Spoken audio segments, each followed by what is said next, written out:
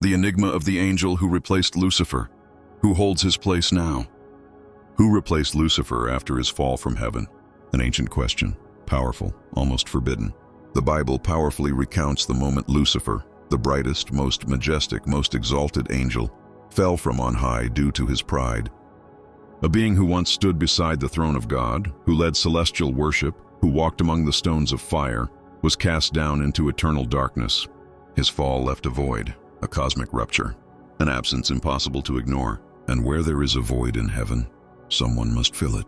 The question is, who was the angel that ascended to the place Lucifer left behind? Was it Michael, the warrior who cast him out? Gabriel, the messenger of God? Or a lesser-known being hidden among apocryphal texts and mystical traditions? Today we explore that question, and what we uncover might forever change the way you understand the celestial hierarchy, the silence of the Bible, and hidden clues. The canonical Bible does not explicitly say who took Lucifer's position after his rebellion, but in the silence of its pages, in the margins of its stories, within extra-biblical traditions, apocryphal books, and mystical literature, there are echoes, whispers, names of powerful angels, of guardians, mediators, and heavenly warriors, names you may have heard, or perhaps not, but each potentially linked to that vacant throne, that sacred position once held by the bearer of light.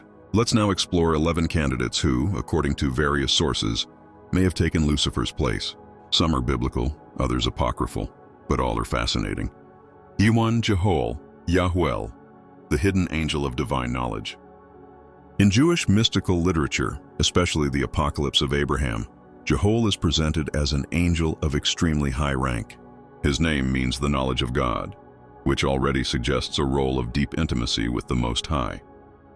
He is described as a protector of the divine throne, a guide to other angels, a mediator between heaven and earth. His function seems to reflect many of the responsibilities Lucifer once held before his fall. Though Jehoel does not appear directly in the Bible, his weight in esoteric and apocryphal texts has led many scholars to consider him one of the most serious candidates to have inherited Lucifer's role. An angel who remains close to the throne, a bridge between God and the angels, a guardian of the divine presence. Was Jehoel the one who filled the empty place? Could this unknown angel be the silent heir to a lost celestial position? 2. Michael, the warrior who defeated the traitor. Michael is probably the most famous archangel in Christianity. In Revelation 12:7-9, he is the one who leads the heavenly battle against Lucifer and his fallen angels. He is the general of the heavenly armies, the bearer of the divine sword, the protector of God's people. His name, who is like God, is a direct declaration against the pride of Lucifer, who once said in his heart, "I will ascend to the heavens, I will raise my throne above the stars of God." And wouldn't it be logical for the one who defeated the rebel to take his place? Some scholars argue that Michael was further exalted after that victory, not only militarily, but also administratively, spiritually, even liturgically. He may have assumed celestial leadership in the very place where Lucifer once shone. And for many believers, Michael is not only the new commander, some even see him as a messianic figure, associating him with Christ in angelic form. Phanuel, the face of God and angel of repentance. The book of Enoch mentions Phanuel as one of the 4 main archangels. His name means the face of God, a powerful sign of his proximity to the throne and divine presence. Phanuel is the angel of repentance, forgiveness, judgment, restoration. While Lucifer embodied pride, Phanuel represents redemption. Where one began the rebellion, the other opens the way back. According to Enoch, Phanuel intercedes for those who repent and guides souls towards salvation, a critical role in the spiritual balance of the universe. Could it be that this angel, so different from Lucifer in essence, was chosen to restore what was broken? A replacement not just functional, but spiritual and moral. Gabriel, Zadkiel, and Raphael, the angels who may have inherited the fallen throne. Gabriel, the messenger who may have become a leader. Gabriel is, without a doubt, one of the most mentioned and revered angels in the Bible. His primary role has always been that of divine messenger, the one who carries the words of God to humankind. It was Gabriel who announced the birth of John the Baptist. It was Gabriel who revealed to Mary that she would give birth to the Messiah. And in Luke 1:19, Gabriel boldly states, "I am Gabriel, the one who stands in the presence of God." That statement contains a detail many overlook. To stand in the presence of God is to occupy a position of maximum closeness and trust, the very same position once held by Lucifer before his fall. Gabriel doesn't just deliver messages. He represents the sacred link between heaven and earth. And after Lucifer's rebellion, some scholars suggest that Gabriel was elevated not only as a spokesperson, but as a figure of great authority among the angels. His name, meaning God is my strength, testifies to his unwavering loyalty. Unlike Lucifer, who sought to exalt himself above the throne, Gabriel remains firm, humble, and obedient. Could it be that his humility was what made him the new bearer of divine light? Zadkiel, the angel of mercy and compassion. Zadkiel, though less known than Michael or Gabriel, holds a profound spiritual strength that should not be underestimated. His name means the righteousness of God, or the justice of God. In Jewish tradition, Zadkiel is the angel of mercy, believed to be the one who stopped Abraham's hand when he was about to sacrifice his son Isaac, an act that defines his nature.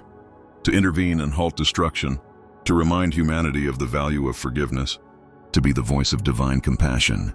Lucifer was beautiful, radiant, but also proud and severe. Zadkiel, on the other hand, represents the balance of justice and love. He is attributed with the task of guiding other angels, promoting harmony, and restoring what has been broken. In a universe scarred by the betrayal of a brilliant being, Zadkiel rises as a symbol of healing. Could it be that Lucifer's throne was handed to an angel who embodies the opposite of his downfall? 6. Raphael, the healer who balances the cosmos.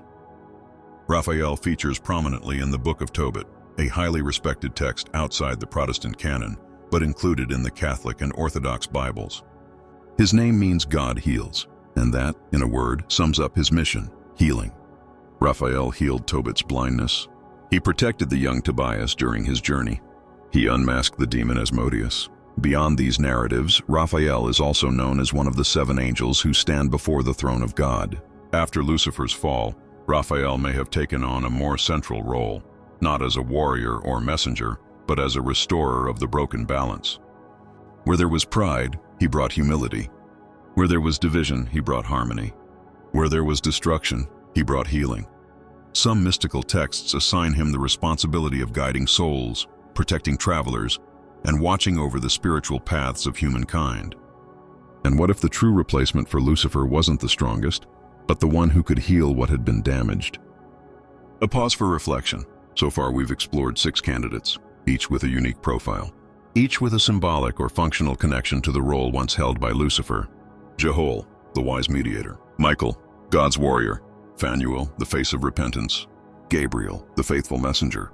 Zadkiel, the angel of mercy. Raphael, heaven's healer. And yet there are more, because the mystery continues. Barachiel, Metatron, and the guardians of divine order. We've already examined well-known figures like Gabriel, Michael, and Raphael, but there are lesser-known names that, according to mystical tradition, may have inherited Lucifer's former place. Names not found in the canonical scriptures, but which arise in apocryphal texts, prophetic visions, and Kabbalistic literature. Now we enter even deeper and more mysterious territory. 7. Barachiel, the angel of blessings. Barachiel, whose name means blessings of God, is recognized in several traditions as an archangel associated with kindness, prosperity, and divine favor. Unlike Lucifer, whose beauty and power led him to pride, Barachiel represents grace that flows downward without becoming corrupted. In some mystical writings, Barachiel is said to oversee the blessing of marriages, family harmony, abundance in human life. His role, then, is not one of confrontation or judgment, but of maintaining spiritual balance and order. Could it be that, after Lucifer's rebellion, Barachiel was appointed to restore the lost harmony between heaven and humanity? An angel who doesn't shine through power, but through his ability to sustain peace and divine order. Perhaps as an act of divine correction, God chose a humble being to replace the one who fell from pride. 8. Metatron, the celestial scribe and guardian of secrets. Among all the names mentioned in this mystery, Metatron is one of the most fascinating, and also one of the most controversial. In Jewish tradition, especially in Kabbalah, Metatron is considered the highest of the angels, even described as the lesser Yhwh, a figure that reflects the presence of God in angelic form. Metatron appears as the scribe of heaven, recording every thought, word, and deed, a mediator between God and mankind, an interpreter of divine will. Some texts claim that Metatron was originally the patriarch Enoch, who was taken alive to heaven and transformed into a celestial being. If Lucifer was once the bearer of light, Metatron may have inherited that function, but with a different kind of purity. Not to be worshipped, not to impose authority, but to serve as a direct bridge between the Creator and his creation. His proximity to the throne, according to mystical texts, makes him a strong candidate to have taken Lucifer's lost place. 9. Zadkiel, the angel of prayer and celestial worship. In some Eastern and Orthodox traditions, Zadkiel is known as the angel of prayer. His name means prayer of God, and his role is deeply symbolic when considering that, according to tradition, Lucifer was once the leader of heavenly worship. When Lucifer fell, heaven lost not only a commander but a director of the celestial choir, a coordinator of heavenly praise. This is where Zadkiel enters, an angel who intercedes for humanity, who lifts up prayers, who sustains true worship. In that sense, his role aligns closely with what Lucifer once held. But with a critical difference. Zadkiel never sought glory for himself. He serves only as a channel upward toward the divine. Could he be the one who took the place of the fallen musician of heaven? Is Zadkiel now the director of the divine symphony? 10. Zadkiel and Uriel, guardians of wisdom and revelation. In apocryphal literature, especially the Book of Enoch, two powerful names appear, Zadkiel and Uriel. Zadkiel, also known as Suriel, is described as an angel of spiritual guidance, a revealer of mysteries, a watcher over human destiny. Uriel, whose name means the light of God, is seen as the angel of wisdom, of celestial fire, of righteous judgment. Both share a defining trait, the brilliance of divine intelligence, a light that guides, reveals, and resists corruption. Lucifer was, according to Ezekiel 28:17, perfect in wisdom until his beauty corrupted him. Uriel and Zadkiel, by contrast, represent wisdom without pride, illumination without downfall. Could they have been chosen to inherit the place of the fallen angel, but with an energy completely different from his? A wisdom purified through obedience? Raphael and the final reflection, who came closest to Lucifer's throne. 11. Raphael, the angel of resurrection in the last days. Raphael is one of those names that appears quietly in apocryphal texts and ancient traditions, but his role is far from minor.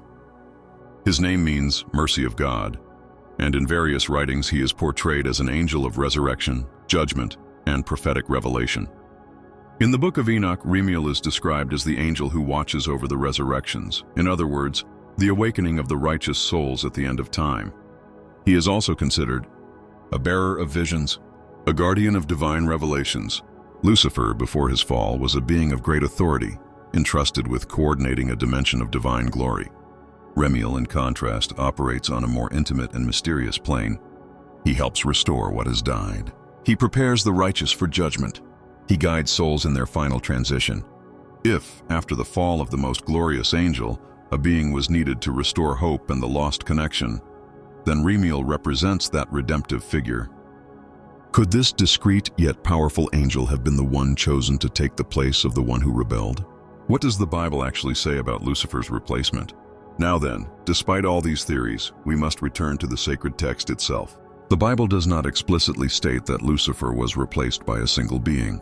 However, it does suggest that his role may have been redistributed, taken on in part by various celestial figures, each with complementary attributes.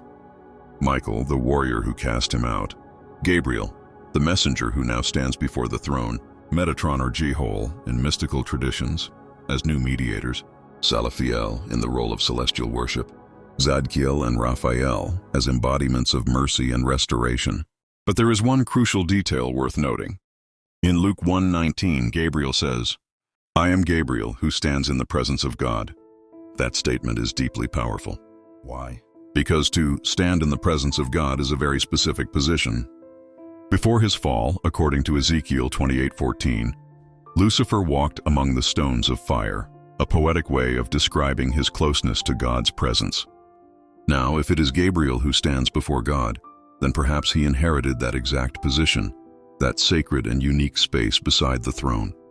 More than that, Gabriel not only has access, he has a voice, he has a mission, he has function. This doesn't mean that Gabriel took on Lucifer's character, power, or essence.